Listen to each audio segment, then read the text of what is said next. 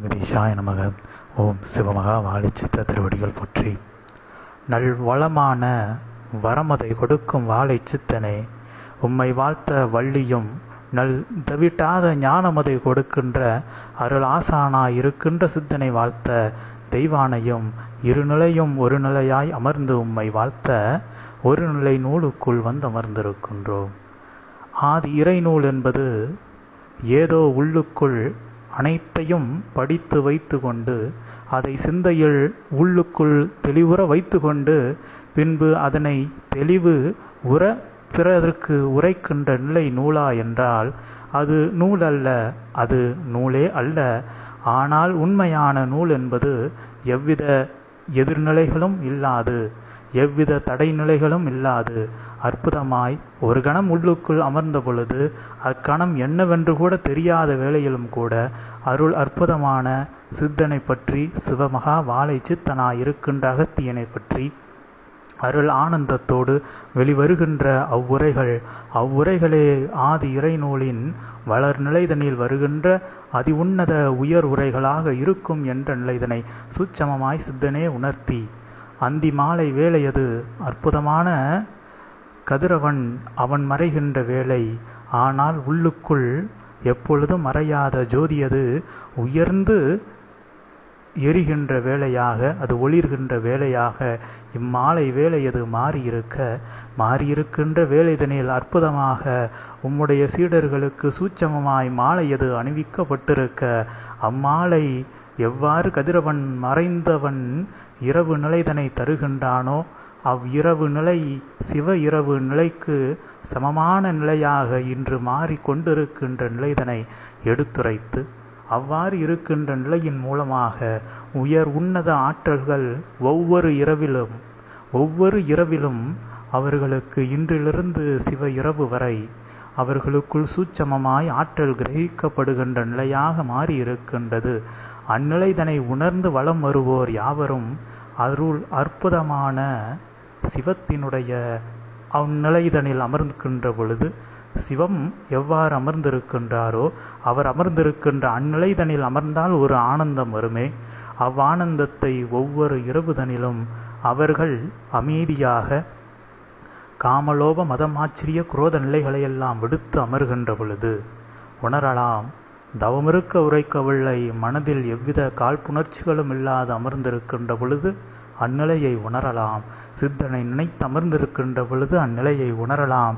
அந்நிலைதனில் ஒருவர் ஒரு முறை அமர்ந்து அதனை உணர்ந்து விட்டால் தாம் இகலோகத்தில் எத்தனை நிலைகளில் உழன்ற பொழுதும் எமக்கு அந்நிலைதான் வேண்டுமென்று அவாகொண்டு இகலோக நிலைகளை ஒரு கரத்தில் பிடித்து கொண்டு சூட்சமமாய் சிவமகா வாழை சித்தன் உணர்த்திய அச்சிவ இரவில் உணர்த்த வேண்டிய நிலைதனை உணர்த்திய சூட்சம உயர் உன்னத அமைதி நிலை கொண்ட இயக்க நிலைதனில் இருக்கின்ற இயக்கமல்லாத தவநிலை ஆற்றலை உணர்ந்து அருள் அற்புதமாய் உயர வேண்டும் என்ற நிலைதனில் ஒவ்வொரு மாந்தனும் பயணிப்பான் என்ற நிலைதனை உணர்த்தி, அந்நிலையை உள்ளுக்குள் உணர சரணாகதி என்ற ஒரு நிலை சித்தன் மீது கொண்டிருக்கின்ற பொழுது அச்சரவணின் அருள்நிலை கொண்ட வேலும் ஒவ்வொரு சீடர்களுக்குள்ளும் புகுத்தப்பட்ட வேலது அச்சரணாகதியின் மூலமாக அவர்களுக்கு எதிராக இருக்கின்ற அனைத்து நிலைகளையும் சங்காரம் செய்யும்.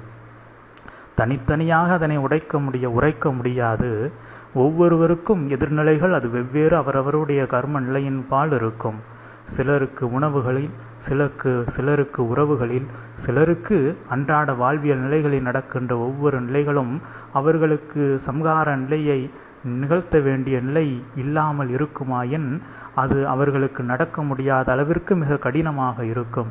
எனவே அதுபோன்ற நிலைகளை எல்லாம் மாற்றுவதற்கு அருநிலையாய் அவ்வேலின் ஆற்றலது ஒவ்வொருவருக்குள்ளும் சித்தன் மீது சரணாகதியோடு ஒவ்வொரு நாளும் சித்தனை நினைத்து நிற்கின்ற பொழுது அந்நிலை உயர்ந்து அருள் அற்புதமான இதுவரை உங்களுக்கே உங்கள் கண்முன்பு இருந்து தெரியாத நல்ல அற்புத நிலைகளெல்லாம் தெரிவிக்கப்படுவதெல்லாம் ஆதி இறைநூலாக சித்தன் உள்ளுக்குள் உணர்த்துகின்ற நிலையாக உம்மை நாடிய சீடர்களுக்குள் இருக்கும் என்ற நிலைதனை உணர்த்த சித்தனே அகமகிழ்ந்து இருக்கின்றோம் இருவரும். வாழை சித்தன் அவன் சீடன், இவன் இருவர்களும் இருநிலை கொண்டவர்களா என்றால் இருவரும் ஈருடல் கொண்டவர்கள். ஆனால் ஓர் ஆன்ம நிலையது போல் அருள் அற்புதமாக இருவரும் ஒரு நிலை கொண்டே வலம் வருகின்றார்கள் என்ற நிலைதனை உணர்ந்து வலம் வருகின்ற பொழுது அருள் அற்புதமான நிலைகளை சித்தன் செய்கின்ற அந்நிலைகளை சிவசூட்சம நூலினை உள்ளுக்குள் ஒவ்வொரு சீடர்களுக்குள்ளும் இருக்கின்ற அந்நிலையில் இருக்கின்ற நூல் ஒவ்வொருவருக்கும் சித்தன் செய்கின்ற அந்நிலைதனை செய்து காட்டும். அந்நிலை ஆற்றல் உங்களுக்குள் பீரிட்டு வெளிவரும். அவை யாவற்றிற்கும் தேவையெல்லாம் சரணாகதி. சரணாகதி ஒன்று போதும். தவம் வேண்டாம். தவம் இருந்தால் நலம். ஆனால் சரணாகதி என்ற ஒரு நிலை இருக்கின்ற பொழுது எம்மால் தவம் இருக்க முடியவில்லை என்ற வருத்தம் எவரும் கொள்ள வேண்டிய நிலை இல்லை என்ற நிலைதனையும் உணர்த்தி, ஏன் இதனை உரைக்கின்றோம் என்றால் தவம் இருக்க முடியவில்லை என்று வருத்தம் சிலர் கொள்கின்றார்கள். வருத்தம் ஏன் கொள்ள வேண்டும்? சித்தனை உள்ளுக்குள் எப்பொழுதும் வாடாத மலரது போல் நினைத்து கொண்டு இருக்கின்ற பொழுது வருத்தம் ஏன் கொள்ள வேண்டும்? எதிர்வருகின்ற உங்களுக்கு வருத்தம் கொடுத்த அந்த நிலைகள்தான் வருத்தம் கொள்கின்றவாறு அவை மாறி நிற்கும். அது எவ்வாறு தமக்கு வருத்தம் கொடுத்த நிலைகள் மாறி இருக்கும் என்றால், தாம் இன்று உணவில்லாமல் வருத்தப்பட்டு கொண்டிருக்கின்றோம். அவ்வாறு உணவில்லாமல் வருத்தப்பட்டு கொண்டிருப்பதற்கு காரணம் எதுவோ அக்கர்மவினை உங்களிடமிருந்து இல்லாமல் சென்று விட்டால் அக்கர்மவினைக்கு வருத்தம்தானே. அக்கர்மவினையை உங்களுக்கு நிகழ்த்த ஒரு மனிதனோ ஒரு துர்கணங்களோ இருக்கின்ற பொழுது அவை அவற்றால் தொடர்ந்து அந்நிலை கொண்ட பசியோடு உங்களை அமர வைக்கின்ற நிலையை செய்ய முடியவில்லை என்றால் அது அவைகளுக்கு கஷ்டம்தானே. அவ்வாறுபட்ட ஒரு நிலைதனை சித்தனை நீங்கள் சரணாகதியோடு நினைக்கின்ற பொழுது நிகழ்த்தி காட்டுவான் என்ற நிலையை ஒரு சிறிய நிலையாக எடுத்துரைத்தோம். இதனை பல நிலைகளுக்குள் ஒப்பிட்டு உங்கள் ஒவ்வொருவருக்கும் இது வெவ்வேறு நிலைகளாக உணர்த்தப்படும் என்ற நிலைதனையும் சூட்சமாய் உணர்த்தி நின்று சித்தனோடு சரணாகதி இருக்கின்ற பொழுது சம்கார வேலவனின் வேலது உள்ளுக்குள் எதிர்வருகின்ற அனைத்து துர்நிலைகளையும் சம்காரம் செய்யும் என்ற உரைத்த நிலை உண்மை என்பதையும் உரைத்து உண்மைஞான ஞானத்தை சித்தனை உண்மையுக்குள் உண்மையாக காண்கின்ற பொழுது அருள் அற்புதமா இதில் இரு நிலைகள் இருக்கின்றது. சித்தனை உங்கள் மெய்யுக்குள் காண்கின்ற பொழுது உண்மையாக காண்கின்ற பொழுது, ஏனென்றால் பலருக்கு தன் தேகத்திலேயே சித்தன் அமர்ந்திருக்கின்ற நிலை அது தெரியலாம். அவ்வாறு தெரிவது உண்மையாக இருக்கும் பட்சத்தில் நிச்சயமாக உண்மையான ஞானம் அது உங்களுக்குள் கிடைக்கின்ற அருள் ஆரம்ப நிலையது தொடங்கிவிட்டது. அது பூரண அமிர்த நிலையாக மாற சில காலங்கள் பிடித்து கொள்ளும்.